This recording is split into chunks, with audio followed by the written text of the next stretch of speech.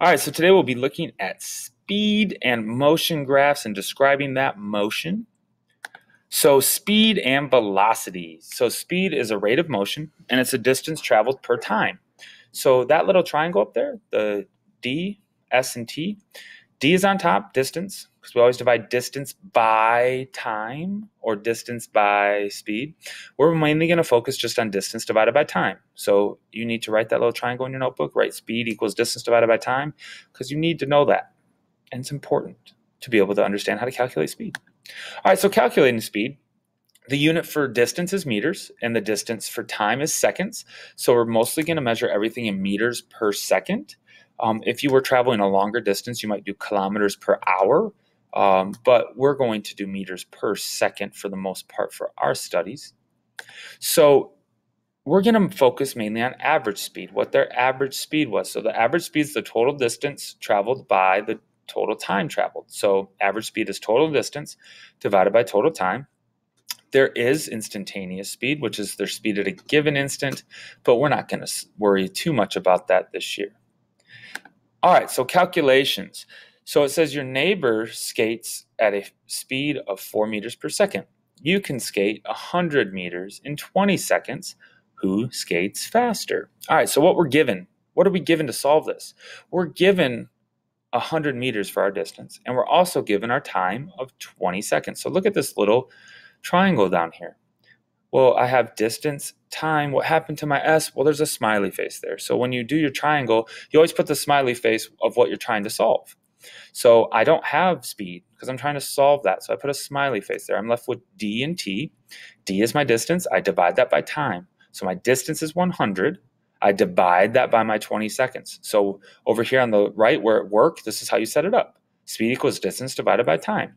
So if my distance is 100 meters. I divide that by my time, which is 20 seconds.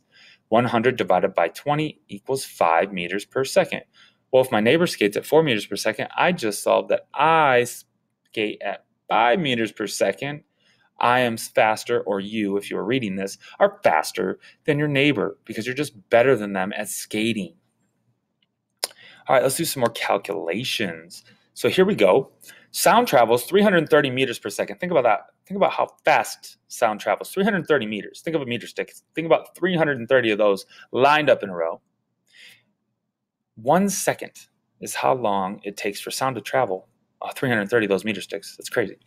If a lightning bolt strikes the ground 1 kilometer away from you, which is 1,000 meters, how long will it take for you to hear it? Well, now over here, I am given my speed, which was 330 meters per second, sound, traveling so fast. Distance, 1 kilometer, which also is 1,000 meter sticks. Okay. Now I'm solving for time. So let me look at that little beautiful triangle that I drew again. Where's the smiley face? Well, it's on the T because I'm trying to solve for T. So now I'm left with distance over speed. So here's my work. Time equals distance divided by speed. So if my distance is 1,000 meters and my speed is 330 meters per second, so fast, how long will it take? So 1,000 meters, think about that. 1,000 meter sticks away, lightning strikes, and you hear it in only 3.03 seconds. Science is just amazing. Recap time. How do you solve for speed? That should be easy because I already told you to write it down earlier. Oh my gosh, you already have an answer. The next one. If Bill runs his 100-meter dash in 10 seconds, Bill is pretty fast. What is his average speed? Put it in your triangle. Where's the smiley face? Figure it out. Next one. If Sandy runs her 200-meter dash in 19 seconds, what is her average speed? Sandy can fly. Now, who is faster? Make sure that's all written down. Smiley faces, triangles, everything we love. Figure it out. All right, so graphing motion. We have done this, but I just wanted to recap this without a recap time so you really understood everything and made sure it's crystal clear because this is probably where students struggle the most. So this is a distance time graph. Remember, there are 2 types. There's distance time. So we always look at the y-axis. If the y-axis, remember y to the sky on the left here, is distance, it's different than a speed time, and we'll go over speed time in a second. So slope is the speed. Slope is the angle of the line. Okay, the steeper the slope, the faster the speed. So if you have a straight line, there is no motion. On a distance time graph, if there's a straight line, if they're not traveling a distance, obviously they're not moving, right? And then a flat line, meaning that it's not curved, is constant speed. All right, so let's answer some questions about that. So who started out faster? Well, if I look at A versus B over here on the left, which one's steeper? Which angle's steeper? Obviously it's A, right? A is faster. So who had a constant speed? Whose speed did not change? A is a straight line, right? It's straight. It's a linear line going straight up. If that's a linear line going straight up, that means that it's not changing its speed at all. What happened from 10 to 20 minutes on B? Look at this horizontal line. What happened? He didn't travel a distance, so he's not moving, right? It's a horizontal line. It doesn't move. Finding their average, finding their average speeds. So for A, he started at 0. He traveled 2,400 meters because I'm looking at my distance on the left, and he went to the top of the chart. It took him 30 minutes. Okay, so 2,400 meters divided by 30 minutes. He traveled 80 meters per minute. Pretty good speed. Now B, he stopped here at 1,200, and it took him the same amount of time of 30 minutes. So 1,200 divided by 30 is 40 meters per minute. Pretty slow. B took a little nap there from 10 to 20 minutes. All right, so now looking at a distance time graph again. We're still on distance time.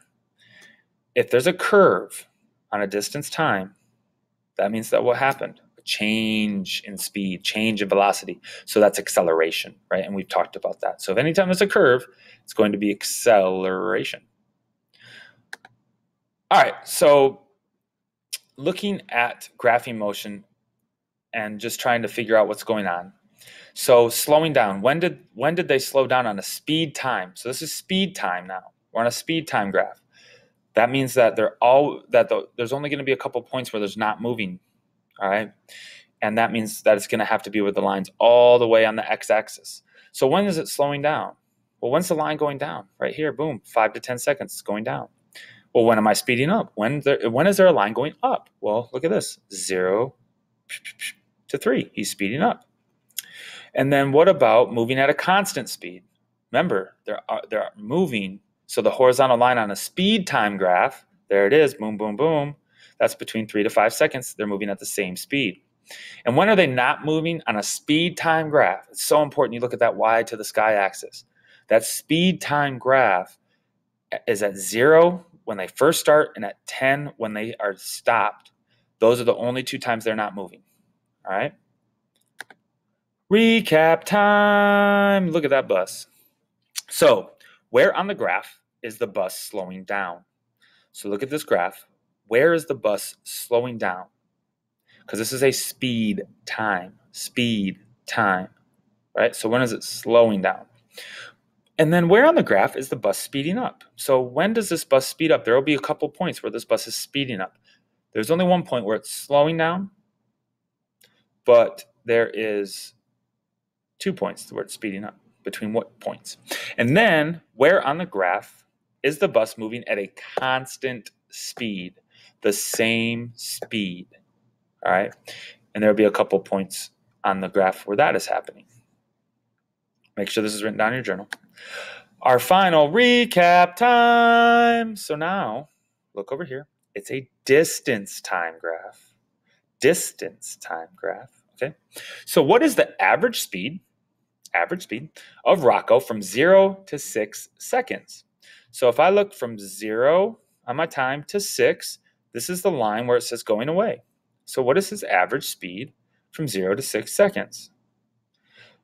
Next, what is his average speed from 11 to 18 seconds? So 11 to 18 is from here, where it ends with the y where stationary is, all the way to the end of the graph. So what is his average speed from 11 to 18? And then finally, what is his average speed from 6 to 11 seconds? So from 6 to 11 seconds, what is his average speed? Make sure that you figure out using your triangle and be ready to share this out. We will be going over this shortly.